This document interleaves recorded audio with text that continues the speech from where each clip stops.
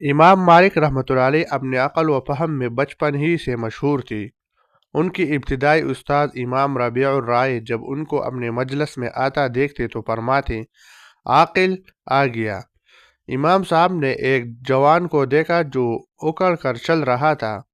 آپ نے اس کی اصلاح کی تدبیر سوچی اور جلدی سے آگے بڑھ کر اس کے ساتھ ساتھ جا کر اسی انداز میں چلنے لگی، اور ساتھ ہی اس سے یوں مخاطب ہوئی، میرا یوں چلنے کا انداز آپ کو کیسا لگا؟ اس نے کہا، اچھا نہیں لگا۔ امام صاحب نے فرمایا، پھر تم بھی اپنے چلنے کا انداز بدل لو۔ یہ بات اس نوجوان کے دل میں اتر گئی اور اس نے اپنے چلنے کا انداز اس وقت بدل لیا۔ امام صاحب کو پھلوں میں سے کیلا پسند تھا۔ فرماتی تھی، اس پھل پر مکھی نہیں بیٹھتی اور نہ گندا ہاتھ لگتا ہے۔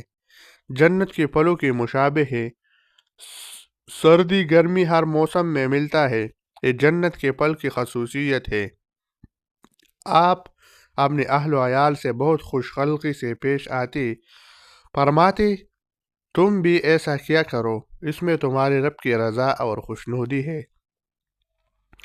مدینہ طیبہ میں ایک روز شور ہوا کہ ہاتھی آیا ہے۔ امام مالک رحمۃ اللہ علیہ کے شاگرد آپ سے اجازت لے کر ہاتھی دیکھنے چلے گئے۔ آپ کے شاگردوں میں سے ایک وہی بیٹھے رہے۔ امام صاحب نے انہیں فرمایا، یحییٰ بن یحییٰ، آپ ہاتھی دیکھنے نہیں گئے؟ لائق شاگرد نے کہا، میں اندلس سے تحصیل علم و عمل کے لیے آپ کے پاس آیا ہوں، ہاتھی دیکھنے نہیں آیا۔ امام صاحب اپنے ہونہار شاگرد کا یہ جواب سن کر بہت خوش ہوئے اور فرمایا، تم تو اندلس کے سب سے بڑے مرد دانا ہو۔ استاذ کے بعد شاگرد کے حق میں اکثیر ثابت ہوئی۔ وہ بڑے ہو کر واقعی علم و فضل میں اہل اندلس کے نامور لوگوں میں شمار ہوئی۔ امام صاحب کی رہائش، آپ کا مکان وادی عقیق میں تھا۔ بہت خوبصورت مکان تھا اور اس کی پیشانی پر ماشاء اللہ لکھا ہوا تھا۔ آپ سے کسی شخص نے اس کے بارے میں سوال کیا تو آپ نے اس کے جواب میں ارشاد فرمایا، قرآن حکیم میں دو آدمیوں کا ایک واقعہ مذکور ہے، ایک نافرمان اور متکبر تھا۔ قرآن پاک نے اس کی مذمت کی، دوسرے آدمی کی جو فرمان بردار اور تسلیم و رضا کا خوگر تھا، اس کی تحسین یوں فرمائی کہ وہ پہلے شخص کو کہہ رہا ہے، جب تو اپنے گھر میں داخل ہوا تو ماشاء اللہ کیوں نہ کہا، اور میرا گھر میرا باغ ہے، میں ماشاء اللہ پڑھ کر اس میں داخل ہوتا ہوں، یہ اس لیے لکھوایا ہے۔ امام مالک رحمۃ اللہ علیہ کے پاس جب لوگ علم حاصل کرنے کے لیے آتے تو ایک خادمہ ان لوگوں سے پہلے دریافت کرتے کہ حدیث مبارکہ کے لیے آئے ہیں یا فقہی مسائل معلوم کرنے کے لیے۔ اگر حدیث کی سماعت کے لیے ان کا آنا ہوتا تو امام مالک رحمۃ اللہ علیہ غسل کر کے خوشبو لگاتے اور نیا لباس زیب تن کر کے باہر تشریف لاتے۔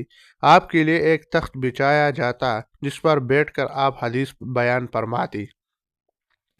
اثناء روایت مجلس میں عود خوشبو کی دونی دی جاتی۔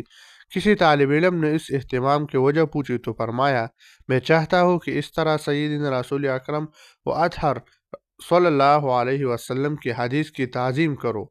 حضرت عبداللہ بن مبارک رحمۃ اللہ علیہ سے روایت ہے کہ میں امام مالک رحمۃ اللہ علیہ کی خدمت میں حاضر تھا۔